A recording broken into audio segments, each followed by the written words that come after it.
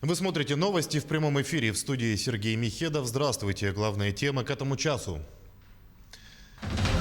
Ветхих домов в Якутии становится меньше. Жатай может стать первым населенным пунктом в России без аварийного жилья. Растет число больных коронавирусом в регионе. Расскажем о профилактике инфекции в Алекминском районе. И зима снова начинается с Якутии. Всероссийский фестиваль в очередной раз пройдет в республике.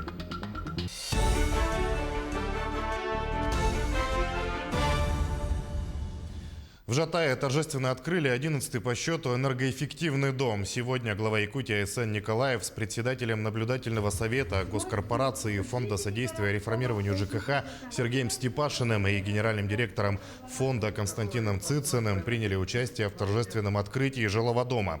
Напомним, что Жатай – лидер в стране по строительству энергоэффективного жилья. В поселке введены 10 так называемых умных домов. В целом же по стране таких домов около сотни. В 8-этажном здании 69 квартир. Глава республики поздравил новоселов и вручил им ключи от жилья. А.С. Николаев отметил, что ввод нового энергоэффективного дома является важным событием для жизни всей республики. По программе переселения граждан из аварийного жилья в ближайшие годы жилищные условия улучшат десятки тысяч якутян. А.С. Николаев провел рабочее совещание с участием федеральных гостей. Глава региона озвучил, что в Якутии усиленными темпами ведется реализация федеральной программы по сокращению непригодного для проживания жилого фонда. В ее рамках предстоит в 5 раз сократить общее количество аварийного жилья. В свою очередь Сергей Степашин отметил, что в рамках реализации первого этапа программы Якутия переселила 32 тысячи человек. Регион показывает реальные цифры, когда в целом по стране было выявлено резкое занижение количества аварийных домов, сказал он.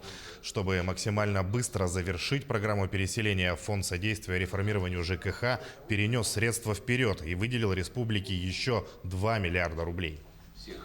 И выделено уже дополнительно 2 миллиарда рублей для переселения из аварийного жилья. Я абсолютно убежден, я думаю, Александр Сергеевич подтвердит правильность моих слов о том, что республика свою программу, нашу общую программу, прошу прощения, безусловно выполнит. Сегодня фонд перенес финансирование на более ранние сроки. Сегодня 2 миллиарда рублей в республику поступило, которые, конечно же, пойдут в первую очередь на то, чтобы начали строиться новые дома в ближайшее время для того, чтобы программу, еще раз говорю, еще более ускорить.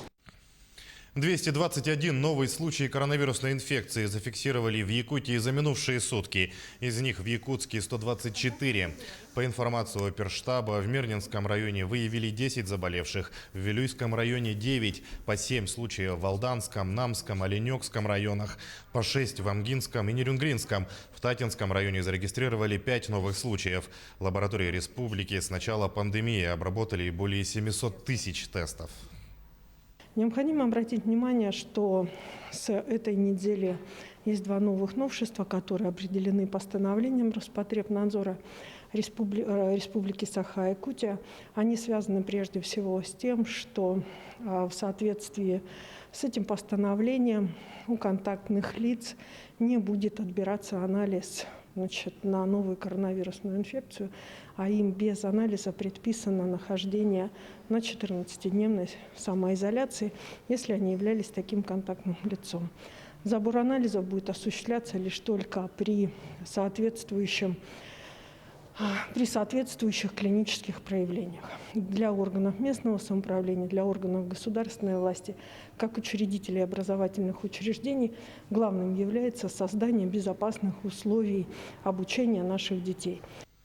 В Алекминском районе за весь период пандемии зарегистрировано более 180 человек с положительным анализом на COVID-19. Из них более 130 заболевших выписаны после полного выздоровления. О ситуации с коронавирусом на юго-западе Якутии в материале Елены Фаст. Все реже в Алекминске можно встретить человека без маски. Особенно это касается общественных мест. Население пришло к пониманию, что лучший способ защитить себя – это соблюдение элементарных правил. Наблюдение показывает, что в принципе все меры в полной мере соблюдаются. То есть в местах скопления людей, в торговых помещениях все продавцы соблюдают перчатно-масочный режим, также все посетители в массе своей также соблюдают.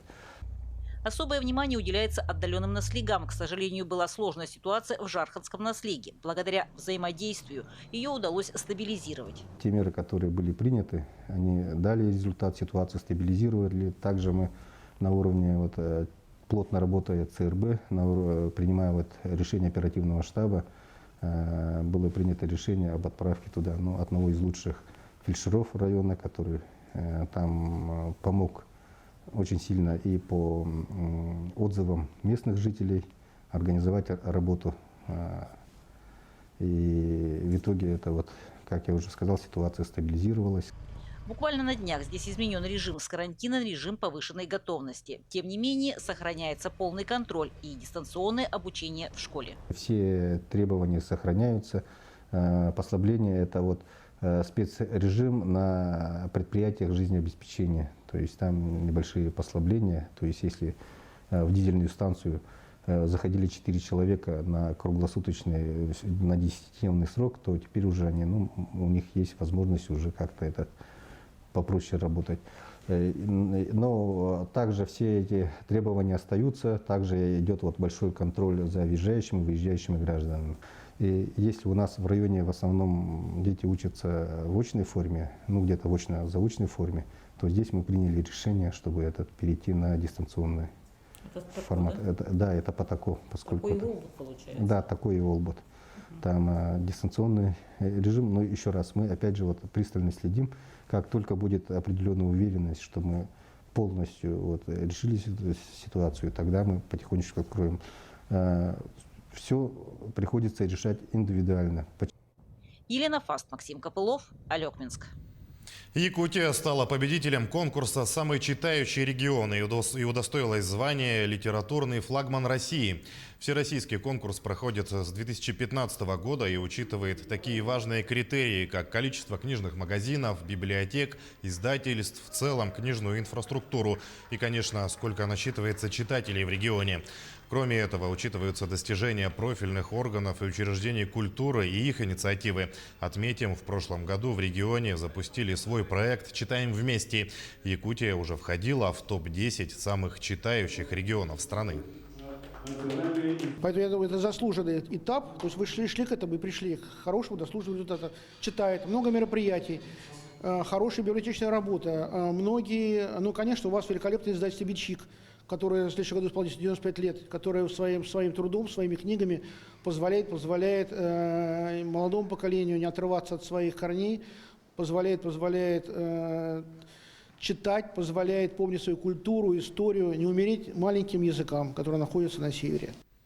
В Покровске открылся центр оказания услуг «Мой бизнес». Он стал 15-м по счету в Якутии.